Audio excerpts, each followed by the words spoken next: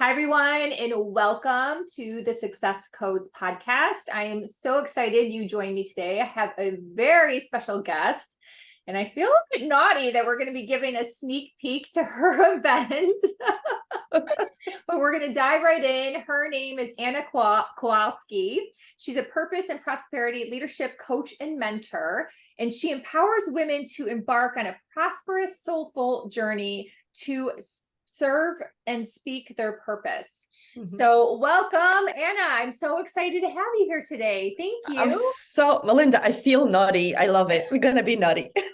Let's be naughty. Well, I was prepping and I was like, oh my gosh, there's 18 speakers and I'm going to ask her to share not only about the event, but the speakers. And so I'm going to get a little sneak peek too. So yes.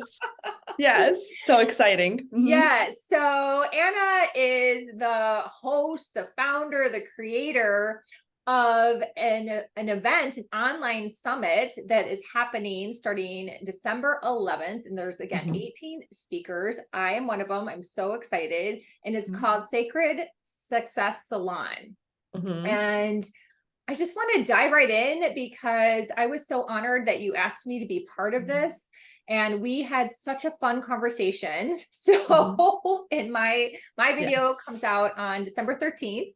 And I wanted her to share with everyone about the salon, how she got started, and we'll kick it off from there and see where our intuition guides us. Yeah, I love it. Perfect.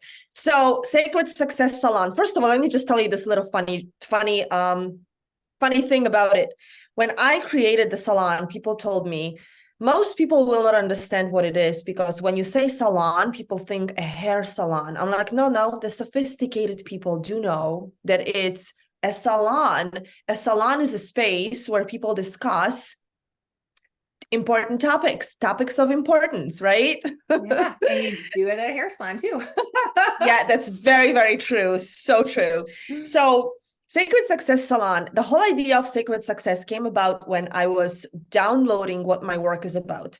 And I always knew that it was merging of the sacredness, of the spirituality, of the untouchable parts of who we are, and the tangible 3D experience of life. Because I knew how to create the 3D, but it was always missing something. And it was missing soul, spirit. It was missing energy. It was missing divinity. That's where I started to learn what that all meant. And I kept it separate. I said, wait a second.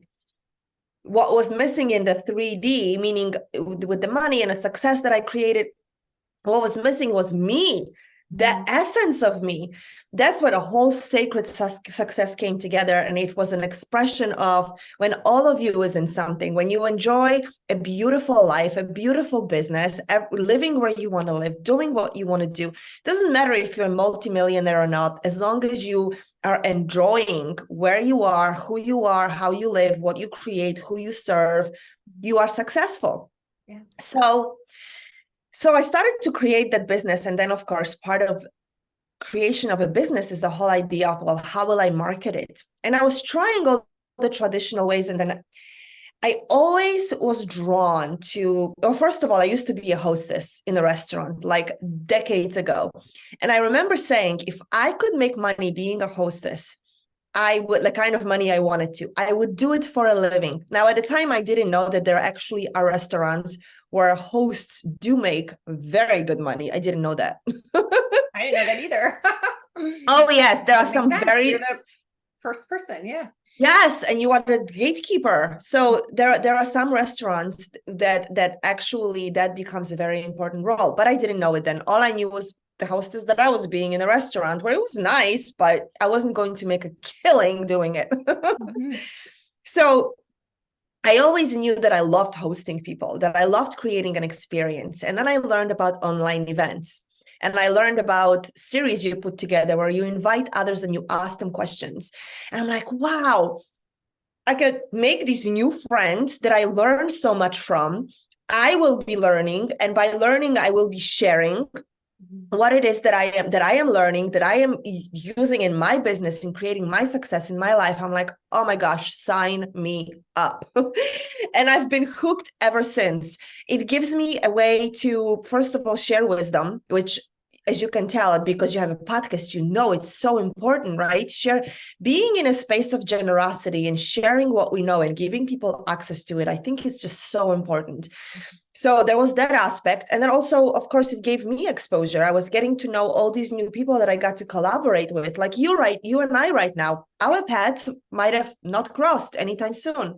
So Sacred Success Salon, it's in its 17th edition. We have interviewed almost 300 guest experts, because every series has anywhere from 10 to, we even had a series with 45 speakers. Girl, how do you do that? Oh my gosh. You know what happened, Melinda, when COVID started. So I already had one, I was already planning a series, and then COVID started. And it was beginning of March, and that series was going to go live end of April. And as soon as the whole shutdown started, I said, this is the beginning of something that we don't even fully understand. Not just because it's a shutdown. This is not going to be a day or two. This is a whole new demarcation of where we're going as humanity. And working on a spirit level, we saw that, right? Like I saw that, I'm sure you saw that.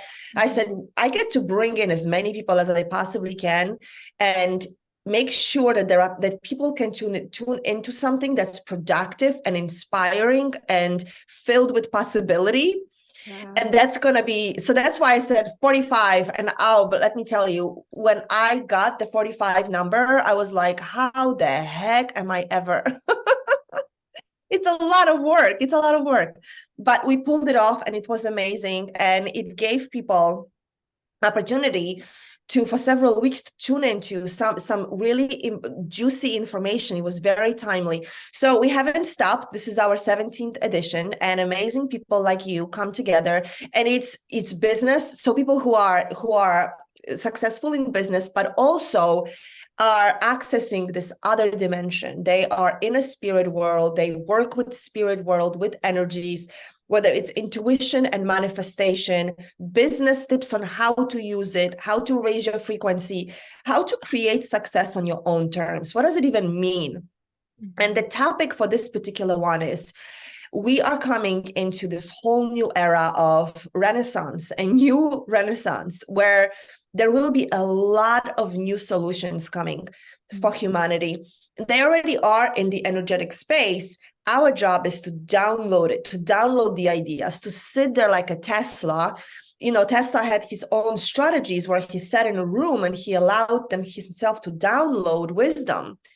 And he wasn't the only one. Einstein worked like that. He would just get insights and channeled downloads on how to solve certain things that haven't even been implemented yet, because they're so far ahead of the time. And we are in a space right now where we need to tune in even deeper, because our businesses will no longer be like the old traditional businesses. Our work is changing very quickly. AI coming in is going to eliminate so many jobs. We already know that, and that's good news. It's good news because it's going to eliminate the jobs that can be done by robots, which means the humans weren't being very creatively utilized, right? Mm-hmm.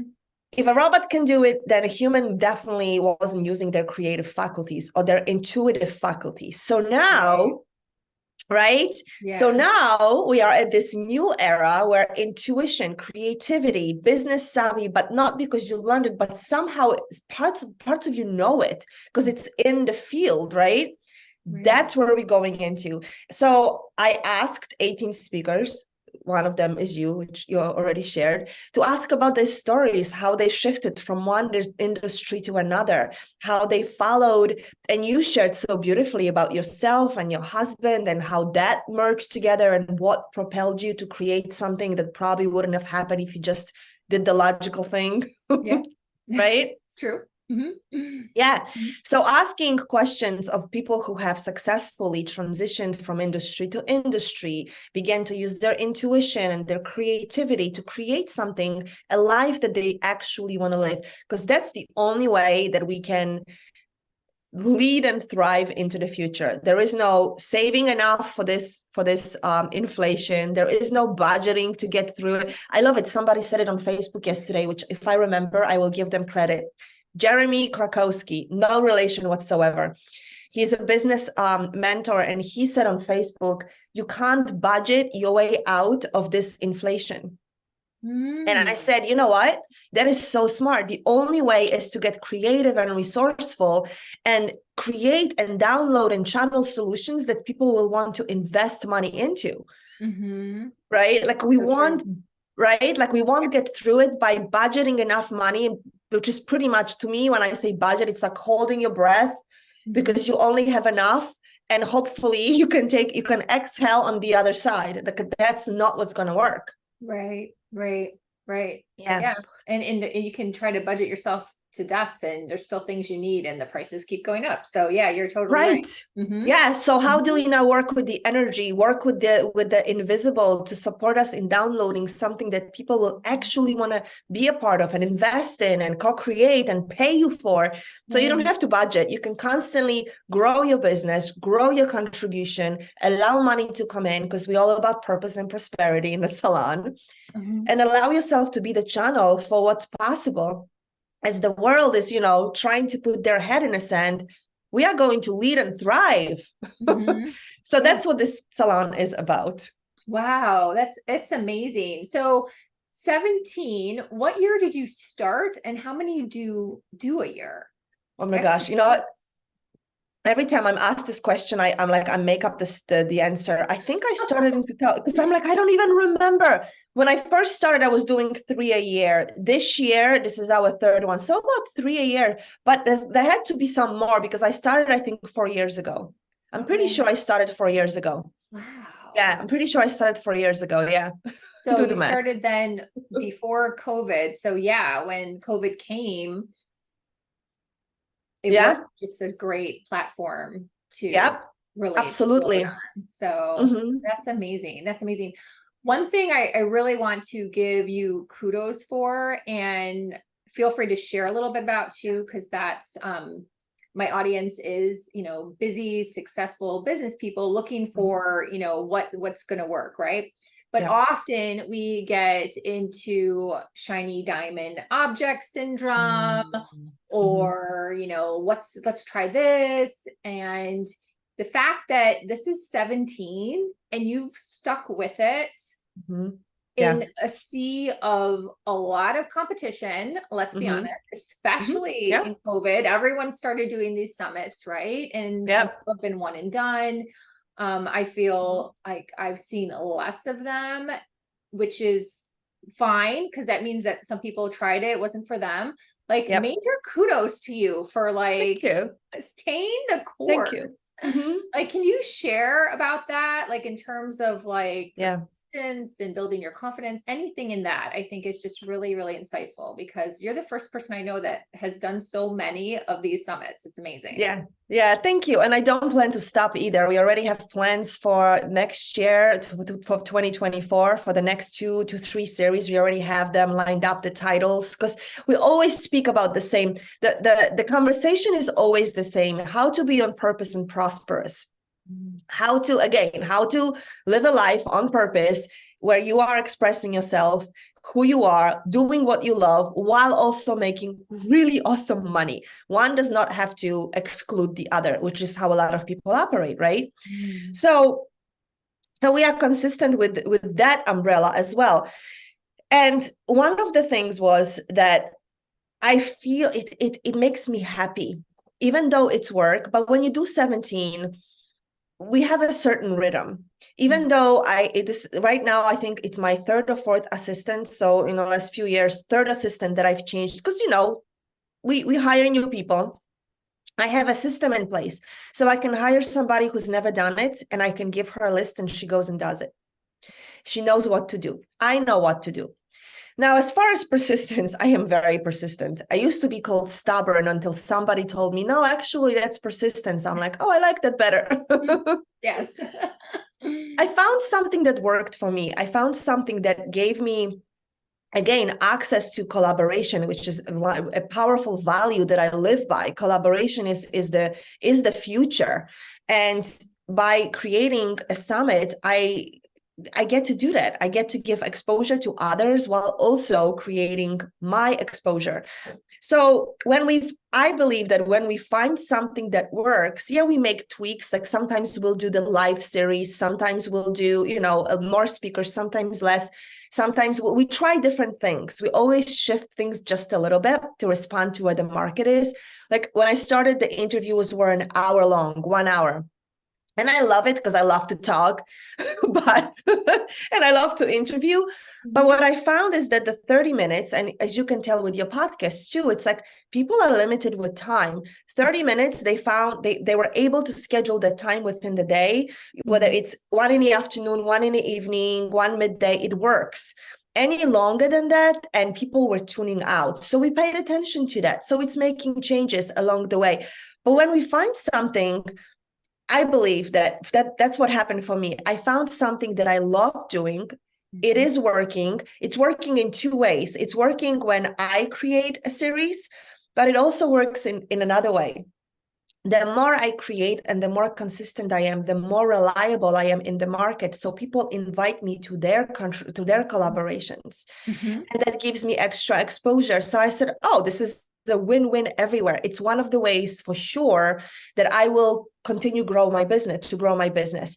And yes, I've been in industries before. So get this, I was in a .com on like the brink of 2000. I was in a .com industry where it blew up. And so that was my first or second experience. Second time, I was in the mortgage industry. Like we owned a mortgage company. We had a real estate investment. 2008 blew up. So there was a third one that I cannot remember right now, but that's okay. What I started to see is that industries don't really disappear. Blew up meaning it was swelling because everybody was getting into it. Everybody and their mother became a mortgage broker. I don't know if you remember that era. Yes, I'm like, this guy was cutting my grass last week. Now he's a loan officer. What? He's a mortgage. I love it. Not to take away credit from people who are smart and should have been doing smart work, but I realized over time that there will be the busts, right? Like everybody will jump on a summit wagon because it's popular and they think it's the way to go. And then those people who it will not work for will go away. And because that's what I saw happen in the .com industry. The technology didn't go away, it busted, and those who stayed with it kept growing and expanding. Same thing with mortgages. I still have friends who are in the mortgage industry who didn't leave the industry in 2008. And I left right before it happened. I think I knew something. But there were people who stayed in and now they're thriving, and they've been thriving. Why? Because they knew this was a place for them. They trusted themselves and stuck with it. So when it came to coaching industry, and I've been in a coaching industry for well over like almost 2 decades now, 15 years or something like that. There have been so many times where people said, that's it. We are reaching the busting where it's gonna blow up. It's gonna, like 7 years ago, people were saying it. That's it. It's gonna explode. It's gonna bust. It's gonna go away. And, in the moments I was like, am I in the right industry? So when I asked myself, is Summit the right thing to do? Well, first of all, coaching industry is still somehow growing, right? More and more every single year. They're predicting it's going to grow that much more in 24. Same thing with summits. I don't think they're for everybody. It's a marketing avenue that if it works for somebody, you stick with it. And then you don't pay attention to everybody saying, oh, they go away. And I've been on some of those summits that are one and done. And I said, never again. It doesn't mean I will not be on somebody's summit if it's their first time. But unless I sense a certain level of commitment to what they're doing, I won't stand for it.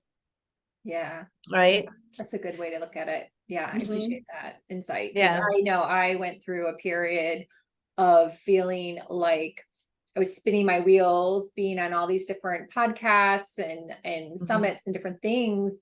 And none of those people kept creating. Their podcast fizzled, after 12, because podcasting is a very similar thing that people get excited. They jump in, they're like, yeah. And then they realize it's not an easy road. No. Like takes a long time to build an audience, figure things out, and they quit. Yeah. So yeah, I was with you. I kind of went dark on doing things for a while. I was like, I'm just gonna like be by myself for a while. So yeah. Yeah. It takes commitment. It really takes commitment. And anything that anybody who's watching, who's created anything, my business shifted. This is really good. My business really shifted in a coaching industry is when I started to just take it seriously and know that it's not a game for the next end of the month or the next launch or the next summit. I said, wait a second, this could be for life. Right. I mean, I'm a trainer in transformation now, which has been a very intense work that's on top of what I do in my business. And I'm like, this could be for life. So it doesn't mean that everything we create is for life, but to take something seriously and to stay committed to something, that's when we really truly can master the skill. I mean, I can now, what's the word? I can lead a powerful interview and create a powerful series with very little prep work, but I can only do it because I've done 16 series before. I've interviewed almost 300 people live. We only edited maybe 3 videos throughout the whole time. And it's because there were tech issues. So and I pride myself in wanting to do a good job and represent my guest experts, powerfully. But it's a commitment to a craft, and that never gets old and that never expires. So when the industry busts, when it reaches a certain level and everybody scatters and they go back to mowing the lawn, going back to the guy who became a mortgage broker. I know he went back to mowing the lawn, mowing his own loans. It doesn't matter, because we are the ones, if you committed, if you are persistent, if you may go dark, you may retrieve a little bit and say, let me regroup, right? I call it, let me regroup. Yep. I regrouped. I was like, just taking a little break, but I still did my thing. But yeah, I just regrouped on being on all the appearances, let's say. Yeah. And I do that too. I mean, I get into those periods where I'm like, wow, I promoted that person and now they're taking a 6-month sabbatical. I'm like, but what about the people who that I gave word that this is a person that they should work with or they should be in a community with? I'm not okay with that. So right. Mm-hmm. So we get smarter, and that's what happens. Then we know we can start sensing who are the people who are really committed, who are really going to be in it, who will do the right thing for the people who we invite into the collaboration. So it's values, it's character, it's stick-to-itiveness. It is not relying on what the market is doing, because that's another thing, like you said, people tend to do. What's the next shiny object? Let's jump on Threads. Threads that I opened the account, but I was like, yeah, that's energy and time.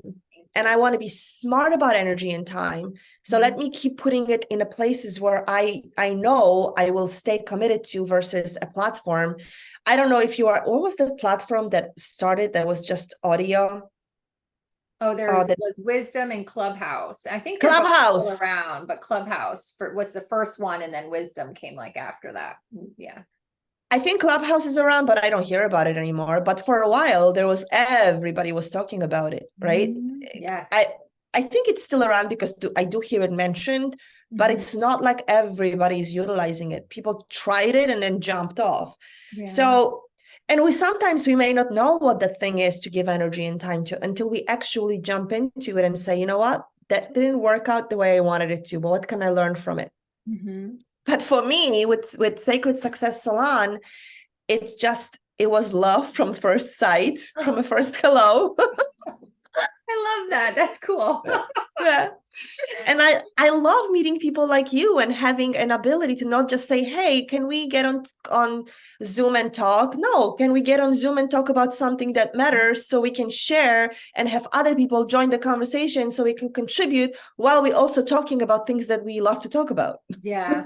Right? Yeah, exactly. That's why I was like, we need to jump in right away, because otherwise you and I will end up like talking on all these things that need to be recorded. So yes, totally. So good. Totally. Yeah. And, I think too, that's really important for people to know, which I take from what you do, and I feel the same way, is planting seeds.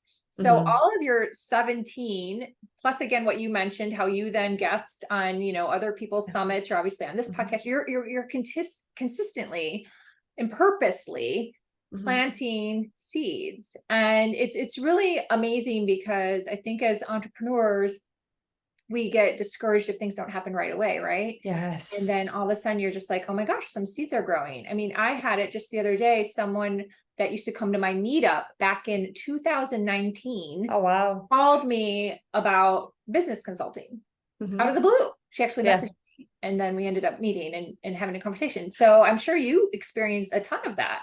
Yeah. It's funny. So I did meetups, because meetups were great. I think they still exist. I actually just yesterday, this is so funny, Melinda, just yesterday, I tried to log in. It wouldn't let me, and I have to reestablish an account. But meetups were really popular. It's so funny, because I didn't going to one on Sunday. A friend of mine in Miami are going rowing. So yes, anyone out there looking to make friends, activities, ship.com. It is still a great site. So yeah, it is. Yeah, and absolutely true. I mean, I have people who will become my clients and say, I knew I wanted to work with you, but I needed to see some things. And one of those things was consistency. So I send out an email every single Monday, and I've been doing it from the first, this is good. When I finished the first series, the first salon, I said, okay, now I'm going to get even more committed, because now I had all these new people that were on my email list, because that's how the summits work. We build our email list. I want to give them something. And I committed to sending out an email every Monday. And we've been sending out, so I send out emails on a regular basis, but the one on Monday always goes out on Monday with a certain topic and a certain structure.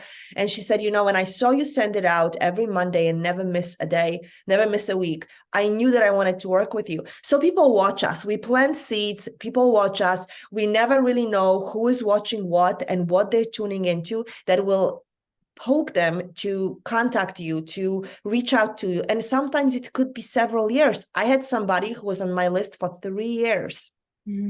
Before she opened my emails, she goes, I'm not ready. I'm like, okay. I haven't even spoken to her, but when I finally spoke to her, she said, I wasn't ready. I'm like, I wish you could have called me 3 years ago, because that's, of course, the story we know, right? But you're here now. So we never, absolutely, planting seeds and consistently committed to what you stand for, your work can even shift a little bit, but your vision will always stay the same. So you never know who's watching, and you never know how long they're watching you and what they're looking for, to one day out of the blue, which is never really out of the blue. Right. Contact you and say, send me the link. I want to pay you for what? I just want to work with you. And I don't even care what it looks like. Yeah. It is truly this amazing thing. So when that comes together and you're just like, okay, 3 years ago, that's amazing. Sure, let's go. So Yeah. That's you so never cool. know.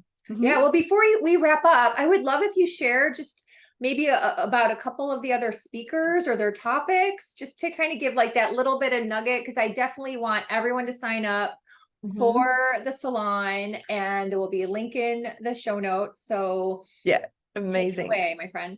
Okay, hold on. Let me tune into the names, because there are so many amazing. Tracy Clark, my goodness, Lotus Sky, Lee Davy, very powerful, Kimberly Masca, Helena Riley, Adrienne Rivera. I'll tell you, Abby Gooch, I'll give you an overarching idea.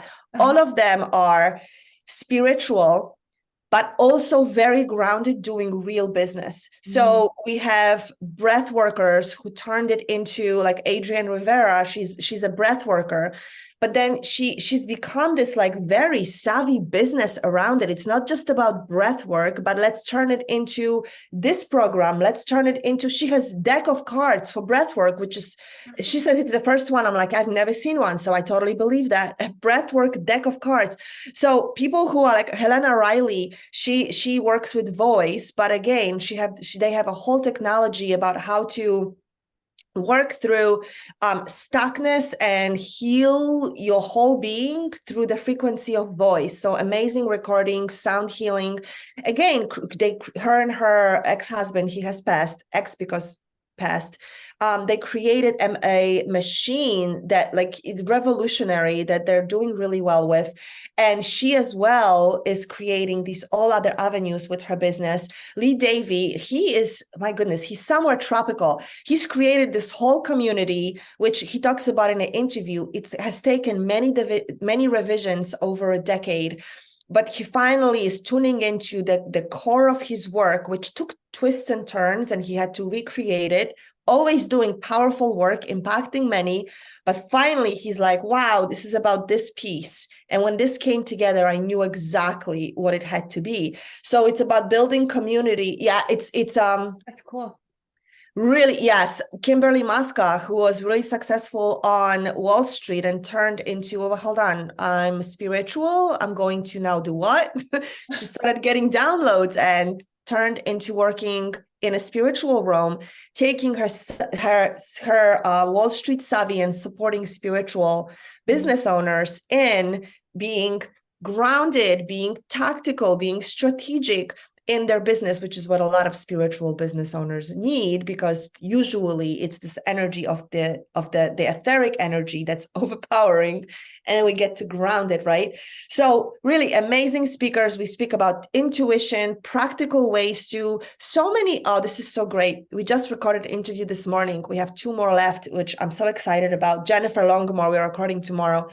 She has become a channel and started to speak to, she's channeling an entity. Okay. And she's been in a salon several times, multimillionaire, very successful, used to be a forensic detective, all of a sudden turned into a spiritual wisdom. Akashic Records was how she entered. She entered with Akashic Records as her tool. All of a sudden, she began to channel an entity, and now she very openly speaks about, very recently, Mother Malia. So she's coming tomorrow, multimillionaire in spiritual business, again, created many different ways to turn her work into gold.